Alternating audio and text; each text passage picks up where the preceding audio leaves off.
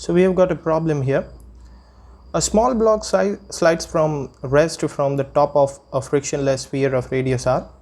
How far below the top x does it lose contact with the sphere? The sphere doesn't move. So if you look at the scenario, it looks somewhat like this.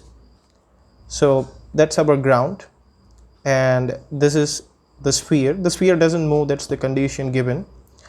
So, and also the surface of the sphere is frictionless. So we have a block here and that block slides on the surface of the sphere, assuming that there is no friction force. Suppose it loses the contact here. What we have to find is the distance from this top where it loses the contact, okay, from the top to this point where it loses the contact. So I can take the one quadrant of this sphere. So you can think of this surface, okay, and this is one quadrant of the sphere. This is the radius of the sphere r that is given already, and the distance that is we have assumed here is x. So this distance, this length must be r minus x. The total is r, the radius is r. If this is x, then this should be r minus x. Now when the block comes here, suppose this is the point where it loses the contact, okay, what we can do is that we can draw the free body diagram from here. So you can see that this is a free body diagram. We are working in a non-inertial frame. That means we are moving with the sphere, and therefore there must be the centrifugal force on the sphere outward from the radius of the sphere. So you can see to this block that considering this block as a system, there is a force, centrifugal force mv square by r, and since it is losing the contact here, the n is just 0. So n is taken 0 here, and now there is a gravitational force on this block as well. So you can have two components of this gravitational force. This is also theta, and the theta is considered here between the this radius and this vertical. So it is r. This is r, this is r, and that's theta, and that's the that can be taken as a position vector of this point where it loses the contact.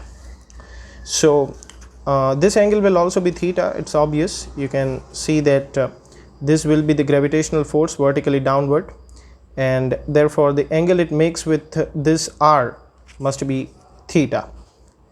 So that's the angle theta. So you can this mg may be composed of can be composed of two components, mg cosine theta and mg sine theta, and since there is no vertical motion, so since there is no motion in this direction, I am talking about, not vertical motion, sorry for that. So mg cosine theta can be written equal to mv square by r as given here, but look at that, n is equal to 0 because it just loses contact here, and mv square by r is just equal to mg cosine theta. We have considered that it just loses the contact here, so that this radius remains r here. So whatever the small change in the position vector of the block has happened, we are neglecting that, and we consider that position vector to be nearly r. So we got the first equation, which is mv square by r equals to mg cosine theta. Now we'll use the mechanical energy conservation principle.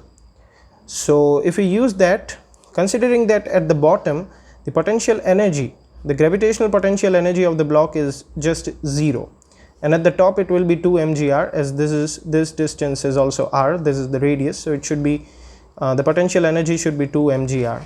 So you can see that the equation we got, this is the initial total energy, which is 2 mgr, and now that total energy must be conserved since there is no external force on the block. So 2 mgr will be equal to mg 2r minus x. This should be 2r minus x because this gives you the potential energy at this point, okay, since this distance, total distance is 2r, and this distance, this particular distance as can be seen is x. Therefore the distance we take here from the bottom should be 2r minus x, and therefore the equation mg 2r minus s plus whatever the speed of the block is here, there should be corresponding kinetic energy, and that should be 1/2 mv square. So we got this equation. Now moving further, you can see that we just need to solve this equation now, putting the value of mv square by r, or you can just put the value of mv square into this equation, which will be r mg cosine theta. So I just put that equation. Now geometrically, as you can see from here, that cosine theta can be written as r minus x divided by r, as can be seen from here that there is a theta, okay, and this theta can be written as if you want to write the cosine of this theta, it will be this adjacent side to this theta, which is r minus x, divided by the hypotenuse, which is r. So that cosine theta should be equal to r minus x divided by r. So now it's a simple algebraic equation. You just put the value of cosine theta, you cancel these all mg's, and you will be left with 2r equals to 2r minus x plus 1/2 r minus x. So it's just an algebraic equation, and it's the matter of fact of solving this equation. So if we solve this equation, we get x equals to r by 3,